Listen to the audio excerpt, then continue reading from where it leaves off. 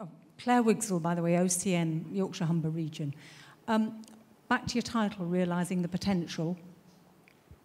I'm interested in how we get more energy and inspiration and release what it is that we need, our creativity. And I'm looking around and thinking we're not diverse enough here in the conference today. You need to look around and think who is not here and who we do need to include when we're thinking about the enterprise partnerships. And the third sector being one of them that I think we need to think about in a radical sort of way. Secondly, I've heard a lot about a growth economy and not enough, in my opinion, about a sustainable economy. And I'm wondering where the voices are today about what sort of life we're going to lead, given the state of the planet and what we're trying to do, how we're going to change our way of life so it is actually sustainable. And so we can't simply talk about growth in the old way that we always have done. And to me, it's not enough to talk about green jobs.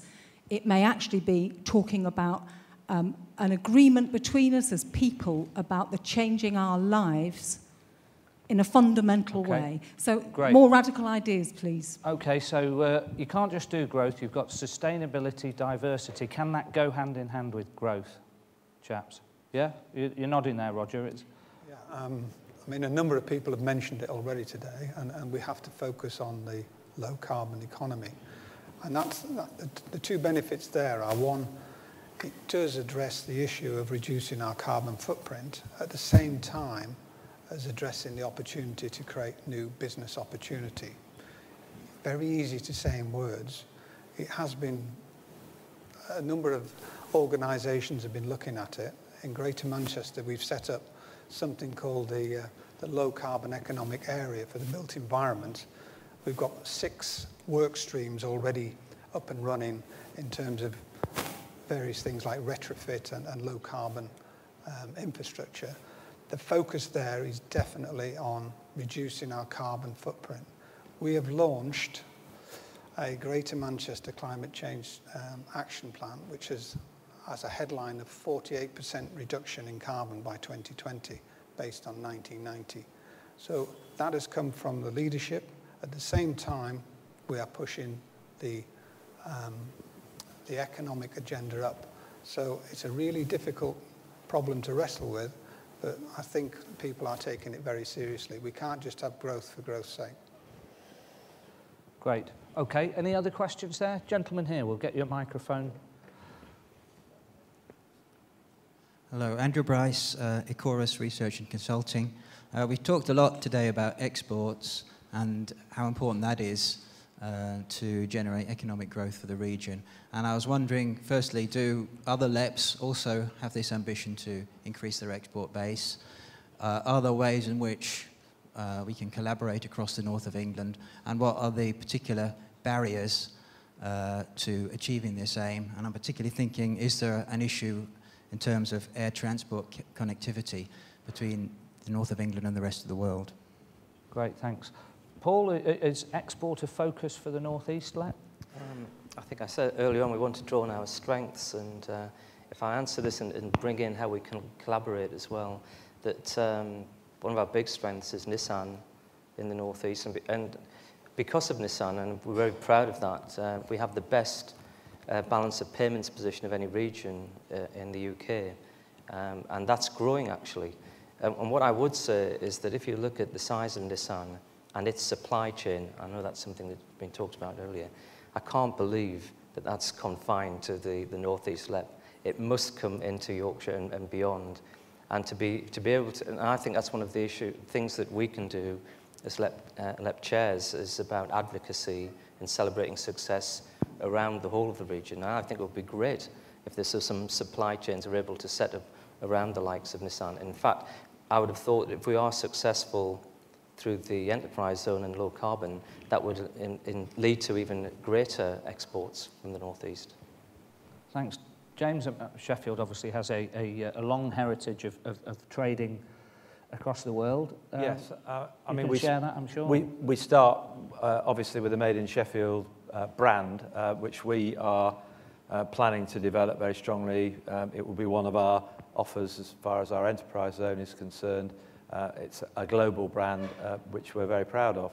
I think the UKTI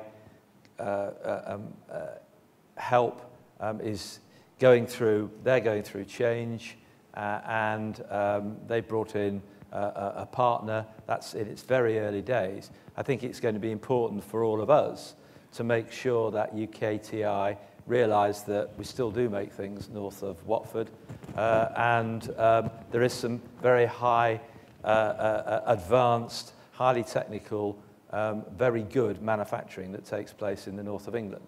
And I think that one of the collaborations that I feel that we will be able to put in place will be to keep the pressure on UKTI to make sure that we get our fair share of their inquiries through the new arrangements.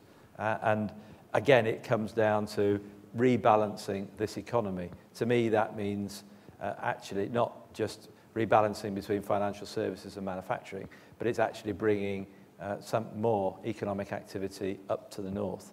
So I think we've all got a common purpose in that, and we will play to our individual strengths. Some are good at automotive. We are nuclear and aerospace. Leeds have got other strengths in manufacturing. So I think as long as we all play to our individual strengths, then we should be able to put the pressure in the right way. But clearly, from Edward's perspective, he would want us to be exporting as much as possible for UK PLC, frankly. And therefore, all the incentives should be there to be able to do that. Edward? Yeah, well, absolutely. Chancellors of not so long ago have messed with something called trend growth. It's what the economy can actually do if all our capacity is actually being used.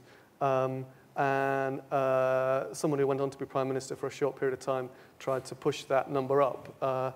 It was a bit of a fiddle, let's be honest about it. But trend growth is actually something which can only rise if we take advantage of demand overseas. Domestic demand cannot push trend growth up, and without trend growth going up, we cannot expect to come out of our fiscal hole, our public financial hole, and we cannot expect that jobs, really worthwhile, long-term, sustainable jobs in all sectors will remain in the UK, because we are a small part of a continent which has got massive challenges ahead of it. And so we really will respond to your requests, and we will look hard.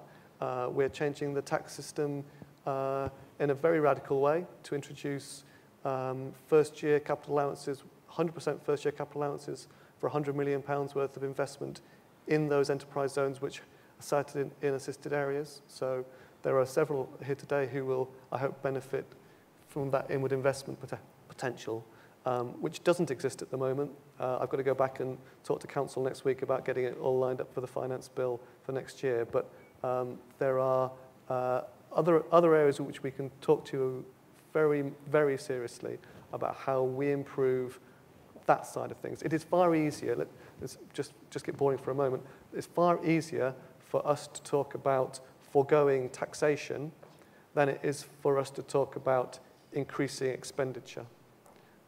Increasing expenditure goes straight to the bottom line.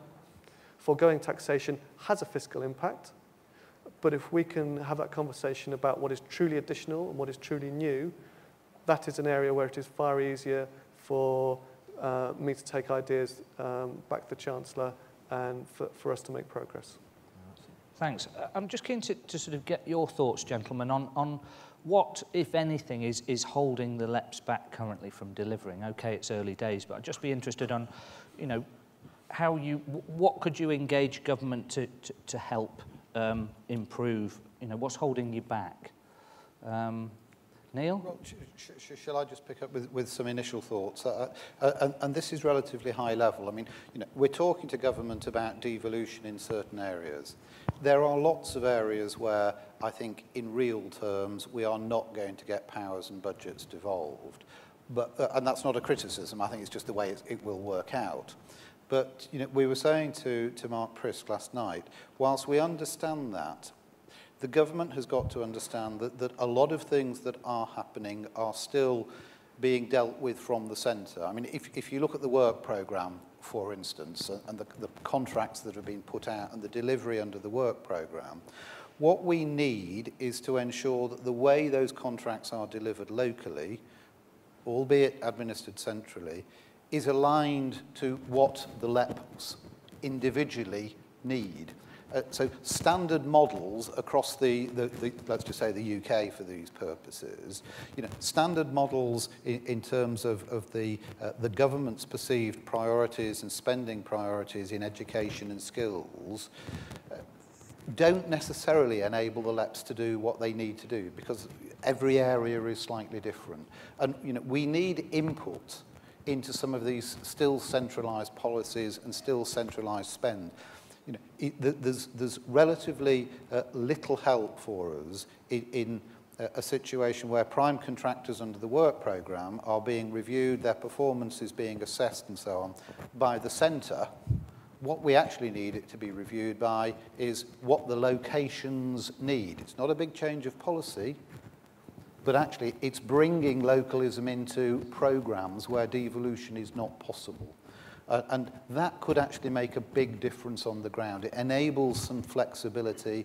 It enables a response to local conditions, which the government is doing in certain cases. You've already highlighted the capital allowances offer to certain enterprise zones. That's a reflection on the government's view of what the possibilities for those zones are. I have to say, I'm slightly surprised that there was no actual real discussion with the rest of the LEPs about that, because you've actually there got government taking a decision as to not having an even playing field. And it would have been helpful to have more of a discussion about should that offer be made more broadly. But having a situation where we can talk more about how existing structures and policies can be adapted to meet local conditions would be enormously helpful.